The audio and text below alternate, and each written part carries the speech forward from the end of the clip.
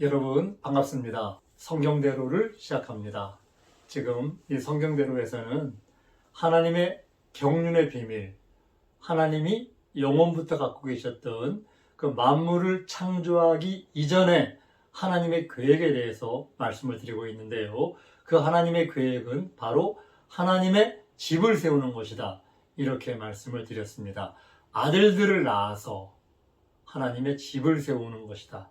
그리고 지난 시간에 복음으로 말미암아 우리가 하나님의 아들이 된다는 말씀을 드렸고요.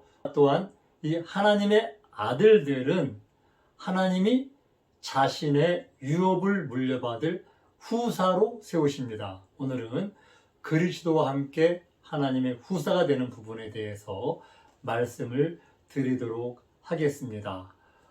우리 모두는 지금까지 이 땅에 살 때 흙에 속한 육신을 따라가는 구습을 쫓던 그런 사람들이었어요. 그런데 그런 사람들은 지금까지 살아왔던 그 옛사람의 모습, 그 옛사람을 벗어버리고 우리가 새롭게 될 때 하나님이 의와 진리의 거룩함으로 다시 우리를 새롭게 낳으실 때, 새 사람을 입을 때 우리가 새롭게 되어서 하나님의 후사가 될 수 있습니다. 로마서 4장 13절에 보면요, 아브라함이나 그 후손에게 세상의 후사가 되리라고 하신 언약은 율법으로 말미암은 것이 아니요 오직 믿음의 의로 말미암은 것이니라, 이렇게 기록하고 있어요.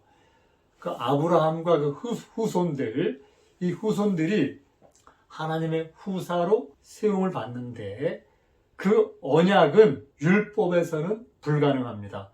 율법으로 말미암은 것이 아니고 오직 믿음의 의로 말미암았다, 이렇게 성경은 기록하고 있습니다. 그래서 하나님의 후사가 되는 하나님의 아들들은 예수님을 따라서 새 언약 시대에 복음으로 말미암아 하나님의 아들들이 될 수가 있습니다.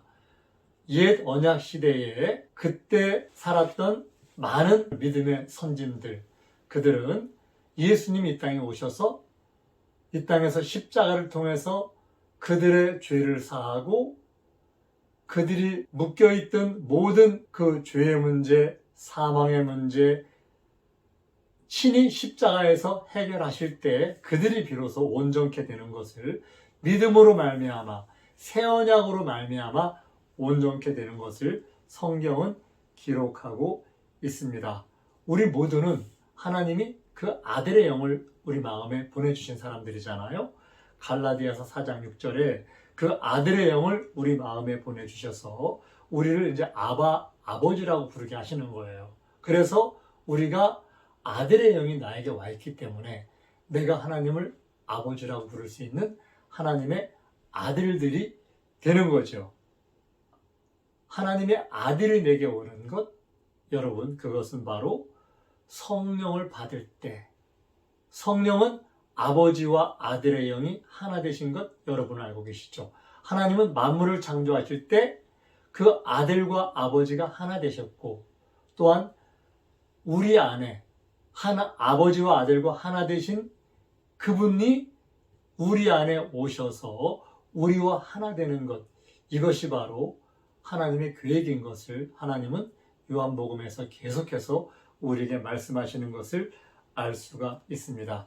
요한복음 14장 23절에 보면요, 예수께서 대답하여 가라사대 사람이 나를 사랑하면 내 말을 지키리니 내 아버지께서 저를 사랑하실 것이요 우리가 저에게 와서 거처를 저와 함께 하리라.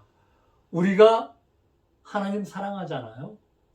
하나님 사랑하고 하나님 말씀을 지키는 사람들, 이들에게는 바로 아버지와 아들, 우리가 저에게 와서 저와 거처를 함께 한다.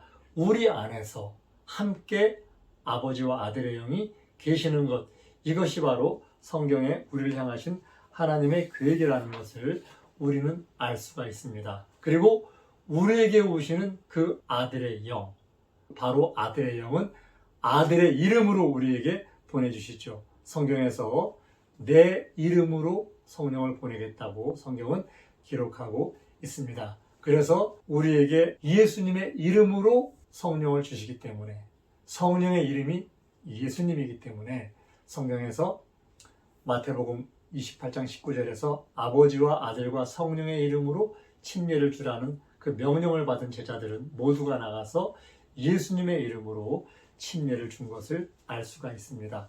후사들은 하나님의 영광을 예수 그리스도와 함께 받습니다.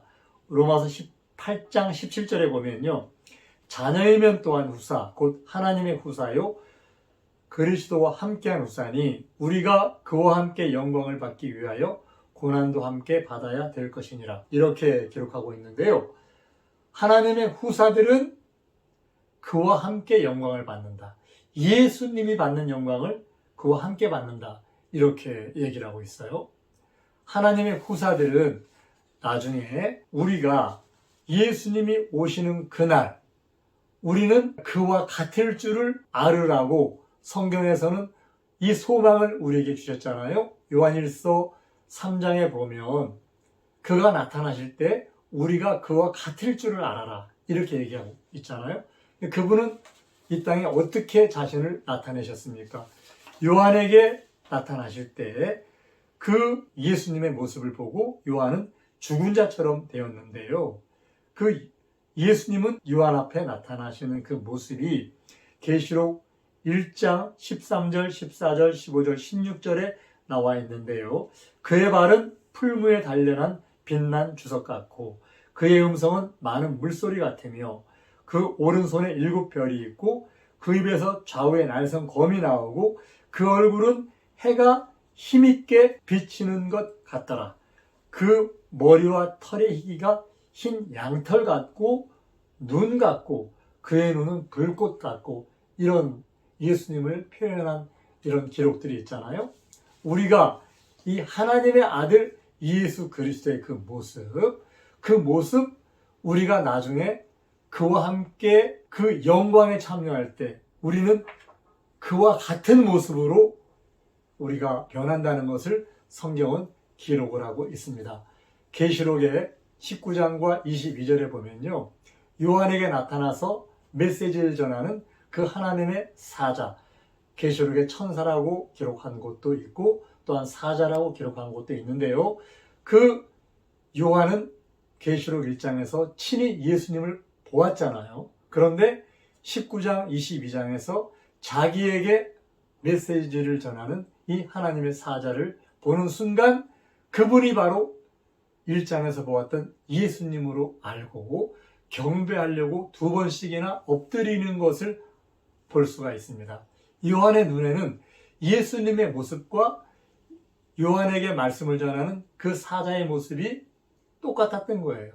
비슷했던 거예요. 구별할 수가 없어요. 그러니까 요한이 하나님께만 경배하는 그 요한이 예수님인 줄 알고 그 사자에게 경배하려고 엎드립니다. 그러니까 야, 나에게 경배하지 마. 나는 너와 함께 된 종이야. 이렇게 그 사자가 얘기하는 것을 알 수 있잖아요. 나중에 이 영광스러운 예수님의 형상을 닮은 그 사자의 모습, 그 모습이 바로 우리들의 모습이라는 것, 우리가 그와 같을 줄을 아는 믿음, 이 믿음과 이 소망을 여러분들은 가졌으면 좋겠어요. 우리가 이 땅에서는 흙에 속한 자의 형상을 가졌잖아요. 그러나 나중에는 우리는 하늘에 속한 자의 형상을 입는 그날을 반드시 우리는 맞이할 수가 있습니다. 그래서 하나님은 영원 전부터 우리에게 저와 같은 형상으로 화해서 영광으로 영광에 이르는 그 놀라운 계획을 하나님은 우리에게 성경을 통해서 약속하고 계세요. 그래서 우리를 하나님의 영원한 영광에 예수님과 함께 들어가게 하시는 것, 이것이 바로 하나님의 후사들에게 약속하신 하나님의 만유를 창조하시기 전에 하나님 속에 감추었던 그 비밀의 계획들, 이것이 바로 우리를 복음으로 하나님의 아들로 삼아서 이 하나님의 후사로 우리를 세워주시고 만유를 물려주시면서 그 하나님의 후사들에게 하나님의 모든 영광을 누리게 하시는 이 계획을 하나님은 영원전부터 가지고 계신 것을 우리는 알고 있습니다. 이 하나님의 계획에 모든 분들이 참여하시기를 예수님의 이름으로 부탁을 드립니다. 성경대로